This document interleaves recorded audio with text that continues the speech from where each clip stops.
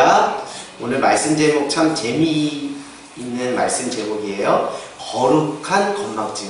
건망증 하면 참 사람들이 다 기피하는 건데, 제가 그 앞에 거룩한이라는 수식어를 붙여서 거룩한 건망증이라고 제목을 달아봤습니다.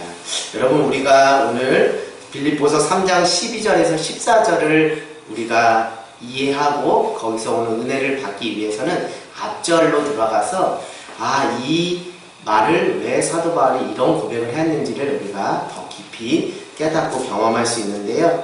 우리가 3장 4절, 빌립보서 3장 4절로 한번 가보겠습니다. 빌립보서 3장 4절.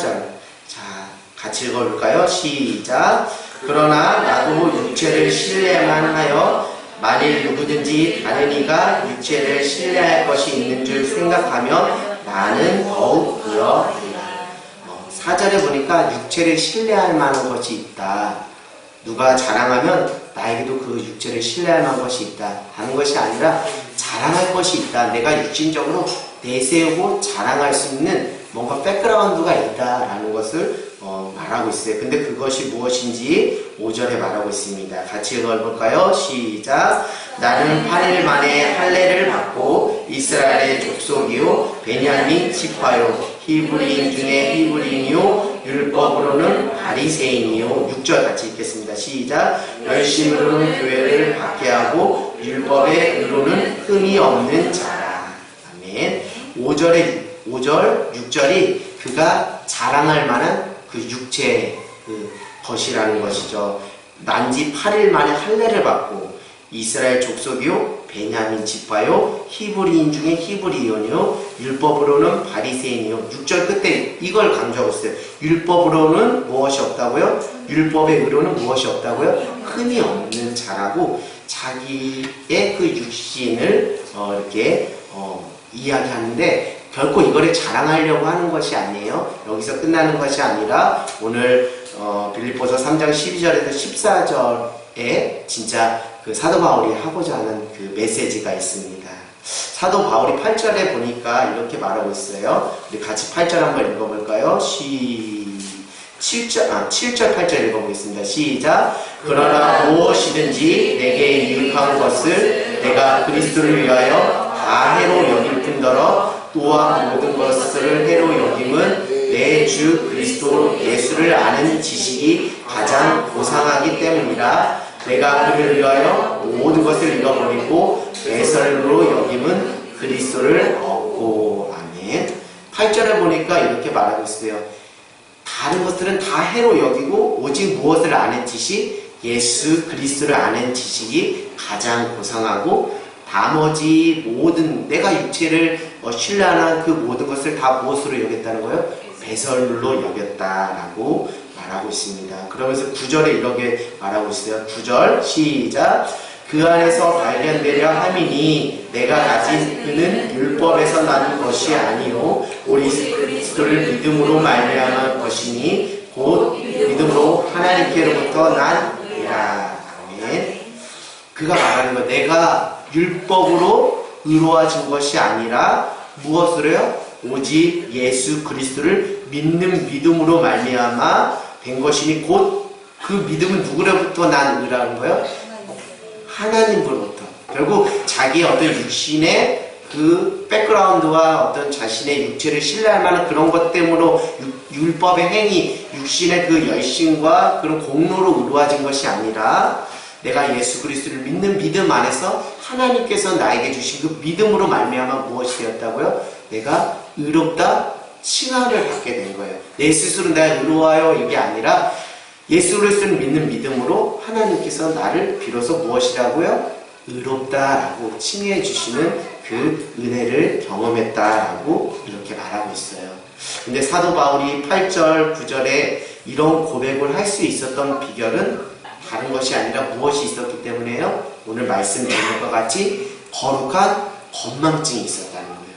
그 거룩한 건망증이 있었기 때문에 자신의 육체를 자랑하지 않고 오직 예수 그리스도를 아는 그것을 가장 고상한 지식으로 여기며 율법으로 난 의가 아닌 예수 그리스도를 믿는 그 믿음에서 하나님으로부터 받은 그 의를 그가 자랑할 수 있었던 것이죠. 4절, 6절에 행위, 율법, 육체, 경력, 과거를 다 이제 어떻게 하겠다는 거예요?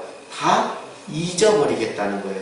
7절 누구를 위해서요? 예수 그리스도를 위해서 그것을 다 해로 여기고 8절에 보니까 배설물로 여기겠다는 거예요. 이게 다 무엇이죠? 거룩한 건망증을 가지고 있는 거예요. 그렇기 때문에 오늘 빌립보서 12절, 13절, 14절과 같은 그런 귀한 고백을 할 수 있었던 거예요. 결국 8절에 그 모든 것을 다 배설물로 여길 수 있었던 것은 그 안에 거룩한 건망증이 있었기 때문에 가능한 것입니다. 그래서 이 거룩한 건망증, 이전의 것을 나는 자랑하지 않습니다. 기억하지 않습니다. 오직 예수 그리스도를 아는 지식만 자랑합니다 라고 그가 표현하는데, 이 거룩한 건망증이 아주 표현의 절정을 이루는 것이 고린도전서 15장 10절에 나오고 있어요. 여러분이 나중에 시간 되시면 찾아보시면 좋은데요. 고린도전서 15장 10절 다른 것이 아닙니다. 나의 나 된 것은 다 무엇이라고요? 하나님의 은혜라는 거예요. 내가 이렇게 자랑할 수 있는 것이 있음에도, 세상적으로 자랑할 것이 있음에도 불구하고 이것은 아무것도 아닙니다. 배설물입니다. 오직 나의 나 된 것은 다 무엇입니다? 하나님의 은혜입니다. 나의 것은 다 배설물로 여기고 오직 하나님의 은혜만 기억하겠습니다 라고 그렇게 고백하는 거예요. 이것은 다른 것이 아니라 거룩한 건망증을 그는 늘 가지고 살아갔기 때문에 그가 이렇게 귀한 고백을 할 수 있었던 거예요. 여러분 안에도 이런 귀한 거룩한 건망증이 있기를 원해요. 그래서 내 유신을 기억하지 않고 내 과거의 경험과 공로를 기억하고 자랑하지 않고 오직 나의 나 된 것은 다 하나님의 은혜입니다 라고 고백하는 거룩한 건망증을 가진 저와 여러분 모두가 되기를 주님의 이름으로 간절히 소망합니다. 그래서 12절에 그는 이렇게 말해요. 12절에 내가 이미 얻었다 함도 아니요 온전히 이루었다 함도 아니라 이렇게 고백하고 있고, 13절에 나는 아직 내가 잡은 줄로 여기지 아니하고 오직 한 일 즉 뒤에 있는 것을 무엇한다고? 이게 중요한 거예요. 잃어버리고 잊어버리고 거룩한 건망증을 가지고 살겠다고 고백하고 작정하는 거예요. 이전에 거 내가 화려한 그 자랑 그거 다 소용없어요. 오직 하나님의 은혜만 붙잡고 살겠어요. 그리고 뒤에 있었던 것을 다 잊어버리겠어요 라고 12절 13절 그러니까 무엇 내가 된 줄로 생각하고 우쭐대고 교만하지 않는 거예요. 늘 겸손하게 그 표대를 바라보면서 하나님의 부르심의 상을 쫓아 겸손하게 나갈 수 있는 거예요. 그 비결이 뭐라고요? 거룩한 건망증을 가지고 있기 때문에. 여러분 거룩한 건망증을 가지고 있나요? 아니면 여전히 이전에 내가 교회를 위해서, 내가 주님을 위해서 이런 경력, 이런 행위, 이런 공로를 쌓았는데 여전히 이것을 자랑하며 이것에 자아도취되어 살아가고 있지는 않은지 우리 자신을 돌아보면서 내가 어떻게 신앙생활을 해야 할지를 주님께서 우리에게 말씀해 주신 줄 믿습니다. 나는 이전에 내가 했던 과거의 신앙적 경험, 열심, 수고 그것들 다 잊어버리기로 작정했어요. 아예 기억하지 않기로 작정했어요. 오직 나는 하나님의 은혜만을 기억하기로 작정했어요 라는 그 고백의 의미가 담겨진 것이 12절, 13절, 14절의 표현인 것이죠. 사도 바울은 늘 거룩한 건망증을 놓지 않고 살려고 몸부림쳤던 인생이라고 저는 생각합니다. 한순간도 된 것처럼 착각하는 그런 신앙의 모습을 늘 경계하며 살았어요. 그래서 고린도 전서 10장 12절, 갈라디아서 6장 3절 이런 표현을 하고 있어요. 된 줄로 생각하면 넘어질까 조심하라. 갈라디아서 6장 3절 아무것도 되지 못하고 된 줄로 생각하면 어떤 거라고요? 스스로 속이는 것이다 라고 이렇게 말하고 있고요. 고린도 전서 9장 27절에 이렇게 표현하고 있어요. 내가 내 몸을 쳐서 복종함은 내가 남에게 전파하느래 도리어 내가 버림받을까 두렵다 라고 말하는 거예요. 그건 무엇입니까? 늘 거룩한 건망증을 놓지 않고 살겠다는 거예요. 이전에 화려한 거 의지하면서 나의 교만과 나의 우쭐함과 나의 공로와 의를 내세우지 않겠다는 거예요. 오직 하나님의 은혜만을 기억하며 살아가겠다라고 그렇게 말하고 있어요. 여러분 12절 우리 한번 이렇게 펜이 있으면 한번 밑줄을 치면서 한번 말씀드리면 은혜가 될 줄 믿습니다. 12절에 보니까 그것을 잡으려고, 여기 밑줄을 쳐주실까요? 그것을 잡으려고 지금 그런다는 거예요. 13절을 보니까 앞에 있는 것을 또 밑줄 쳐주시고요. 14절에 보니까 표대를 향하여 또 그 밑에 부르신 부름의 상을 위하여, 이것을 위하여 자기는 이전 것을 자랑하지 않고 그것을 잡으려고 오늘도 간다라고 이렇게 말하고 있어요. 그러려면 전반부에 제가 여러분들에게 말씀드린 것처럼 무엇이 있어야 된다고요? 거룩한 건망증이 있어야 돼요. 이 표대, 부르심의 상, 앞에 있는 그것을 잡으려면 무엇이 전제돼야 된다고요? 거룩한 건망증. 다른 것이 아니, 이전의 것을 배설물로 여기고 오직 하나님의 은혜만을 기억하는 그것이 될 때 비로소 그것을 잡을 수 있고, 앞에 있는 것을 잡을 수 있고, 표대를 향해 갈 수 있고, 부르신 부름의 상을 위하여 달려갈 수 있다라는 것이죠. 여러분, 그것이 무엇입니까? 앞에 있는 그것이 무엇일까요? 표대를 향하여 부르신 부름의 상이 무엇일까요? 그것이 어떻게 보면 우리가 바라봐야 할 기준점이라는 거예요. 그 기준점을 가지고 오늘 사도 바울은 신앙생활 하겠다는 거예요. 자, 여러분, 오늘 우리가 이제 전반부 거룩한 건망증을 전제하고 이제 앞에 있는 것, 부르심의 상, 그 표대를 바라보며 가야 되는데 그것이 과연 무엇일까? 우리 스스로에게 한번 질문을 던져보기를 원합니다. 저는 그것을 우리가 통과해야 될, 마지막까지 하나님 나라 갈 때까지 마지막까지 우리가 붙잡아야 될 마지막 통과 관문이라고 표현하고 싶을 정도로 우리가 놓지 말아야 할 것이라고 저는 봅니다. 제가 여러분 하나님과 그 말씀을 통하여 깊은 교제 가운데서 과연 그렇다면 우리가 잡아야 될 그것, 앞에 있는 그것, 표대를 향하는 그것, 부르신 부름의 상, 그것이 무엇인지 제가 여러분에게 몇 가지, 3가지 정도로 여러분들에게 말씀을 드릴까 합니다. 여러분, 첫째, 다른 것이 아니죠. 하나님 나라 갈 때까지, 하나님 앞에 설 때까지 늘 우리가 놓지 말아야 될 한 가지가 있다면 겸손과 순종이라고 봅니다. 근데 그것은 그냥 되는 게 아니에요. 거룩한 건망증을 전제하고서 이게 되는 거예요. 여전히 자기가 과거에 어떻게 했고 저떻게 했고 이거 자랑하면 우리 안에 겸손과 순종이 나올 수가 없어요. 여러분, 하나님 앞에 설 때까지 우리가 마지막 그 믿음의 관문을 통과할 때 우리가 끝까지 하나님 앞에 놓지 말아야 될 신앙의 한 가지 그 기준이 있다면, 그 표대가 있다면 앞에 있는 그것이 바로 저는 겸손과 순종이라고 봅니다. 여러분, 겸손과 순종은 동전의 양면과도 같아요. 한 짝입니다. 겸손하면 자연스럽게 어떻게 될 수 있어요? 순종할 수 있고, 순종하면 자연스럽게 무엇 할 수 있어요? 겸손할 수 있는 거예요. 여러분, 겸손이 그냥 겸양 떠는 그런 수준의 정도가 아닙니다. 철저히 누구의 뜻 앞에 순종하는 게 겸손이라고요? 하나님의 뜻 앞에 순종. 사람을 의식하는 것이 아니라 하나님이 기뻐하시는 것이라면 사람들의 눈치, 환경의 그 지배를 받지 않고 그 즉시 내가 하나님 앞에 순종하는 그것이 달리 표현은 무엇이라고요? 겸손이라는 거예요. 우리가 겸손할 때, 우리가 나를 드러내지 않고 하나님 앞에 겸손할 때 비로소 하나님의 뜻 앞에 뭐 할 수 있는 거예요? 순종할 수 있는 거예요.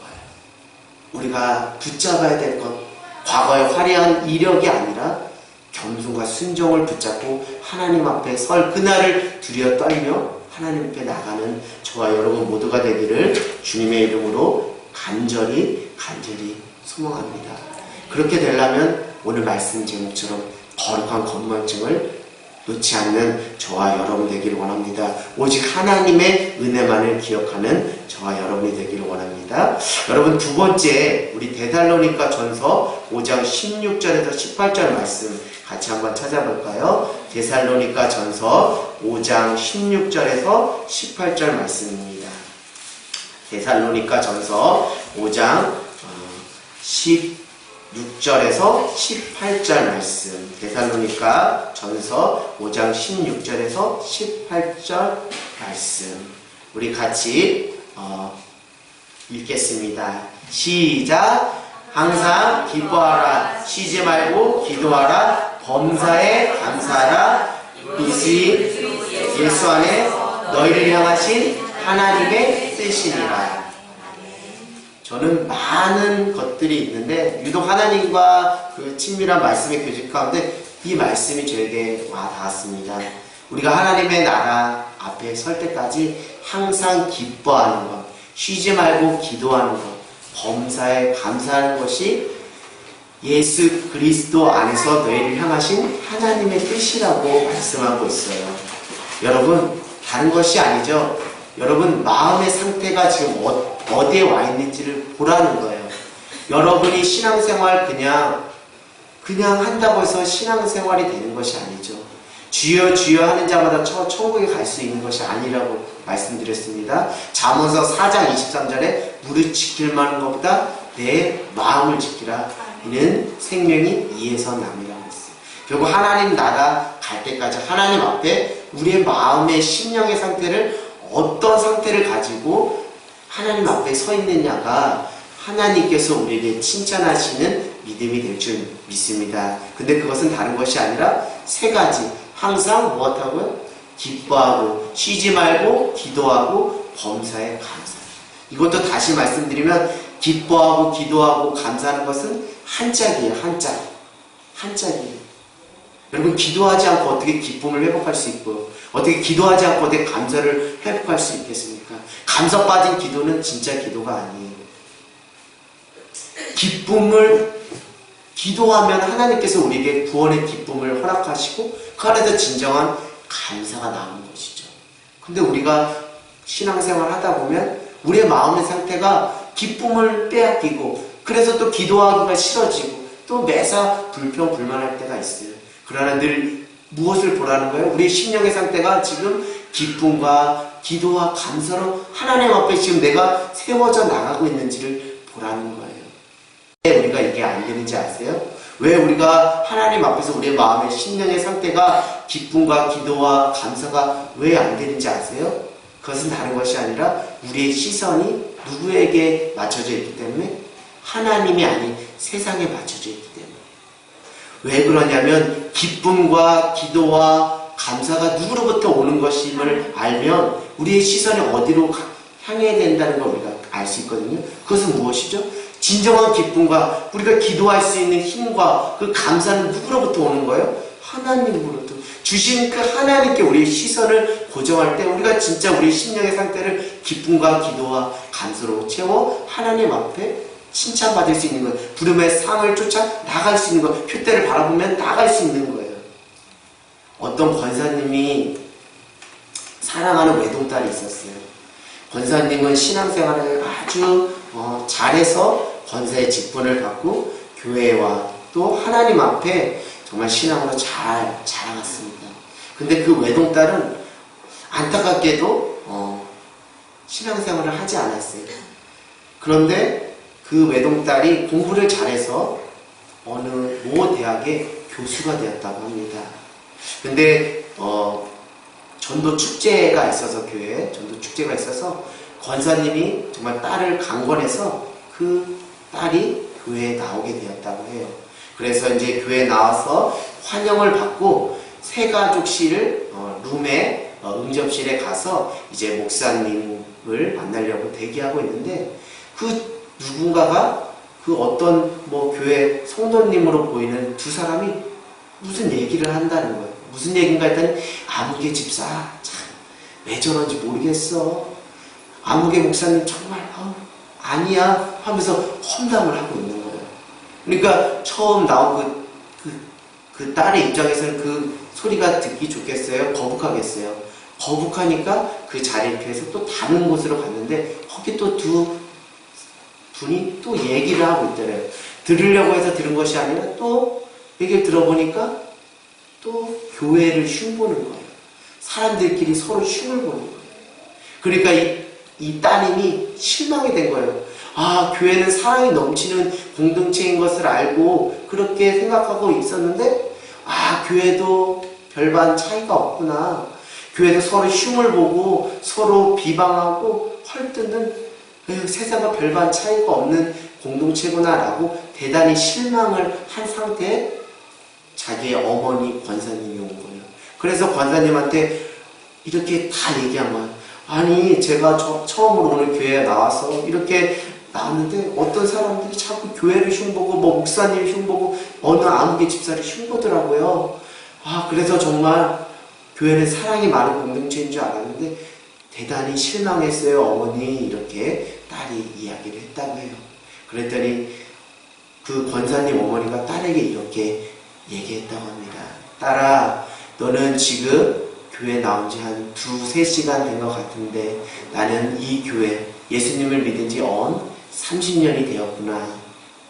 너는 지금 1-2시간 만에 정말 교회에 많은 것을 보았고 많은 사람들을 보았지만 나는 지금까지 신앙생활 30년 하는 동안 나는 그것을 본 것이 아니라 누구를 바라봤다고요?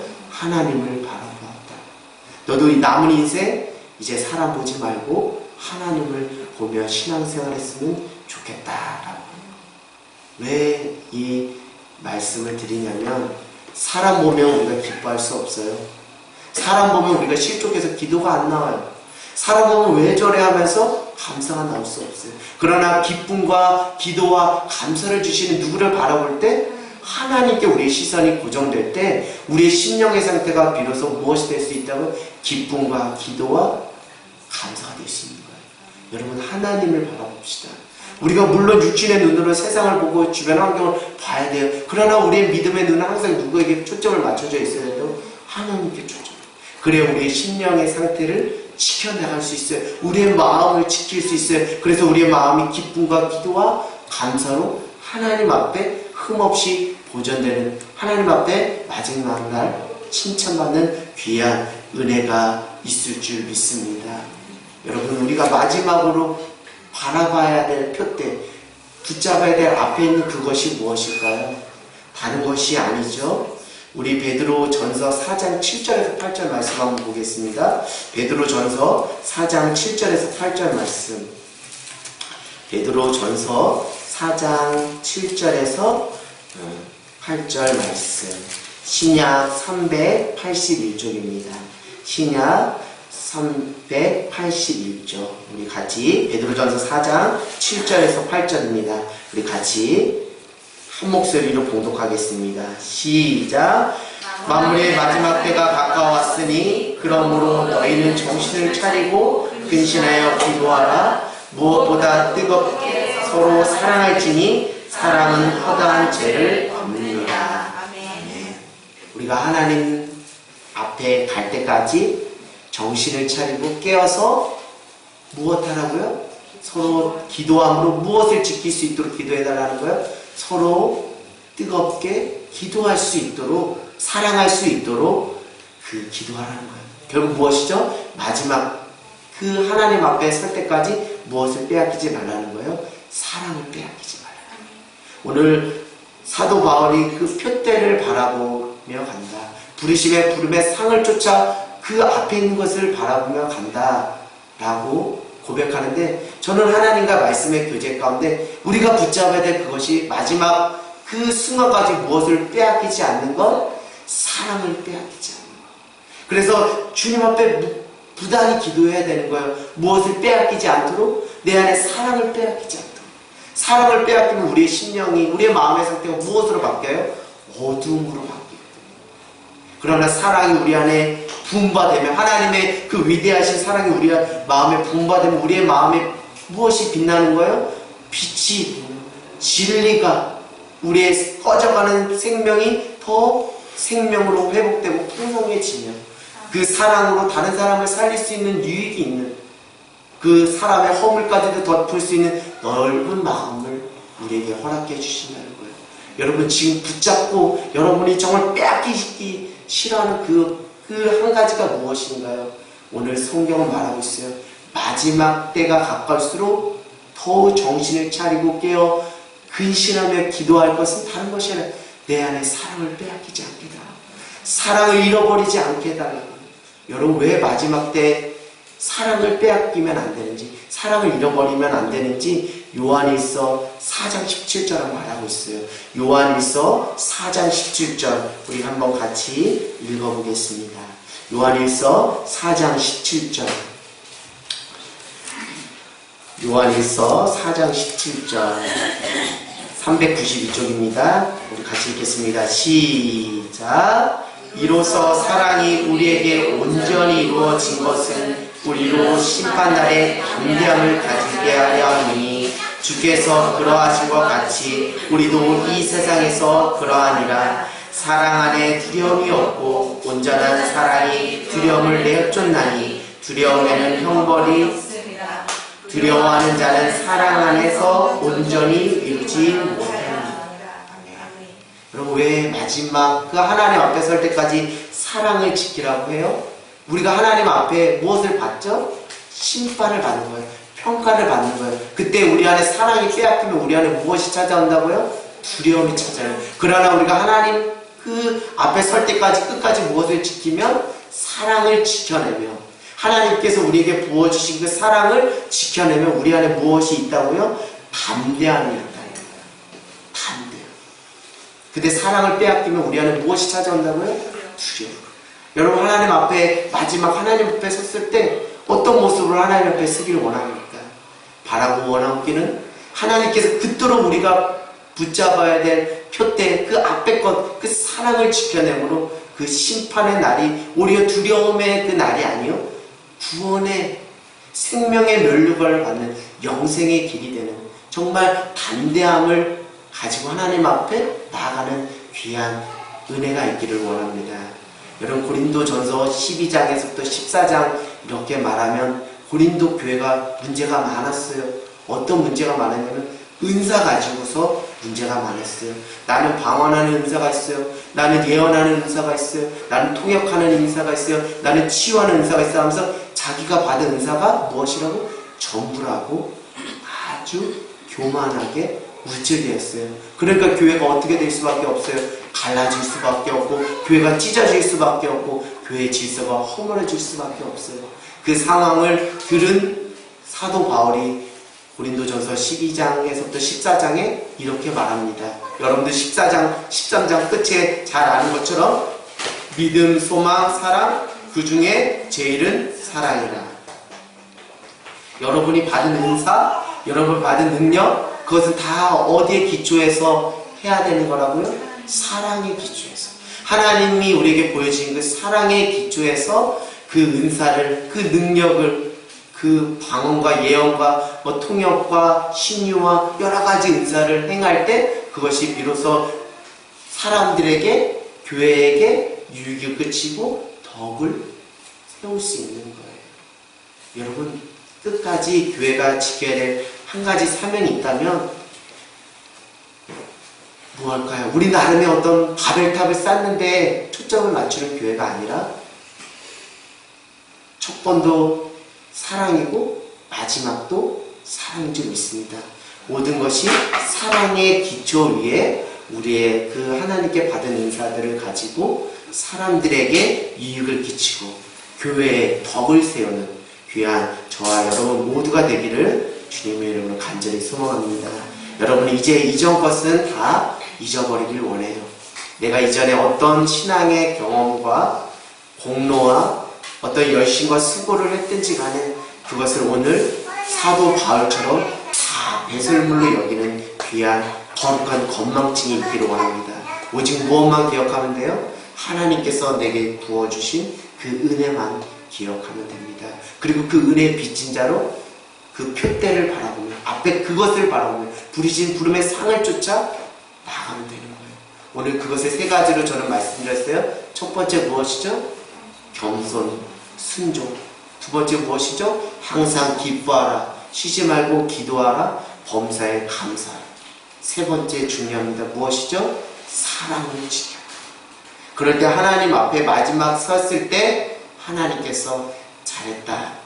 사랑한 딸아, 사랑하는 아들아, 수고했다 하고 하나님께서 칭찬하시면서 우리에게 생명의 열권을 허락해 주실 줄 믿습니다. 여러분들, 우리가 정말 하나님 앞에서 정말 하나님의 은혜만을 기억하며 정말 하나님 앞에 우리가 어떤 모습으로 쓸 것을 늘 기억하며 그 하나님의 나라 천국을 이 땅에서 지금 시작하는 저와 여러분 모두가 되기를 주님의 이름으로 간절히 소망합니다.